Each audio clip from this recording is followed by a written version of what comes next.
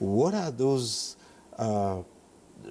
situations that might lead to a state having less? For instance, some people have made the argument that take, for instance, the question of tomatoes, for instance, are produced in large quantities in one part of the country, and then because there are no tomato puree industries in that part, as little value addition is shipped down to other parts of the country, particularly the southwest, where these industries abound.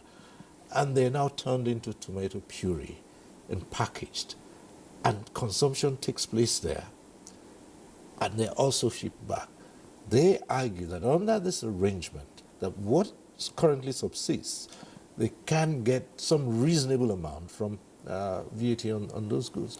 But in the event this goes through, what would happen is that those southwest areas where the factories are would now get much more, and where the tomatoes are produced would get far less. Is that no, that is argument? No, it's not valid. Those arguments are not valid. Again, it's also because of the misunderstanding of. Right. In fact, what we have realized is that even the current system, most people don't even understand how it works currently. So moving from where we are now to what we are proposing, it requires a lot of understanding of the current system first and foremost, and then what is being proposed. So let me answer the first part of the question about what are the likely scenarios that will make a state get less revenue. If we assume that revenue from VAT will remain constant, so in other words, it will not increase, and then we change the formula for distributing it, and there's no extra amount coming from the federal government, then it will be a zero-sum game, because whatever one state gains is what one or two other states are losing. But to address that problem, there's number one, the generosity of the federal government to say, I give you 5% of what I used to collect, which is 1/3, by the way. It's huge. Then the second one is that as part of these reforms, we identified that the non-compliance ratio of VAT is around 70%. In other words, we are collecting about 30% of what we could be collecting today. So we have provisions in those bills before the National Assembly on electronic invoicing, fiscalization, that will give us intelligence to ensure that people pay the right amount. So this is another one.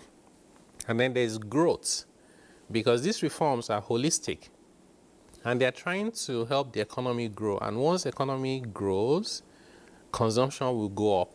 So you now see we have three backups, or I'll say safety nets. The money coming from the federal government as a gift to the states. Number two is closing the compliance gap so that everybody pays. Even we did a lot of experiment, or should I call it, by just trying to buy things in Lagos and Abuja, the most developed cities in Nigeria. And people were selling things worth tens of millions of naira without charging VAT. So we know that that problem is there. And then the third one is the growth. So that's why Prof said in the unlikely event, because for this to really happen, it will be that everything has gone wrong with the economy, which we do not envisage. So that is the first part of the question. So the second part is this issue of tomatoes, and it could be yam, it could be any other thing. So first, what we are proposing is consumption-based, not production-based.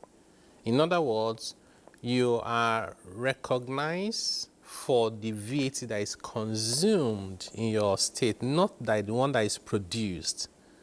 So if we produce tomatoes and we send it to Lagos or Abeokuta, and they produce tomato paste, and they sell it to people who buy so they can consume, that is when the VAT will be attributed to them. So it's almost like, for example,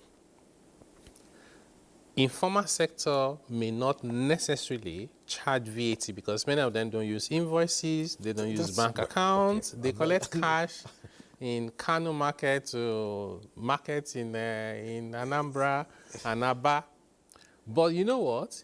Informal sectors consume VAT. So that man and that woman who has no bank account, who does not use an invoice, who collects everything in cash, will buy airtime. That man will have a mobile phone. That woman will have a vehicle. That woman, when they make a lot of money, they build a house. When they make some more money, they go for Hajj or they go to Jerusalem. They buy wines, they buy drinks. So when you are consuming, you are paying VAT. So what we actually did was to analyze the biggest contributor to VAT in terms of goods and services. And number one by a mile is telecommunication. The number of subscribers in Kano, for example, I think is only next to Lagos. The next one is cement. Cement is consumed everywhere in Nigeria. Sugar, you'll be surprised, they consume more sugar in the north than in the south. Sugar is a big contributor to VAT. But already sugar has been taxed, isn't it? Yes, sugar is being taxed today. There's VAT. So what I'm trying to say is that even though a state may not be well industrialized, they may have a lot of informal sector players. It does not stop them from consuming VAT.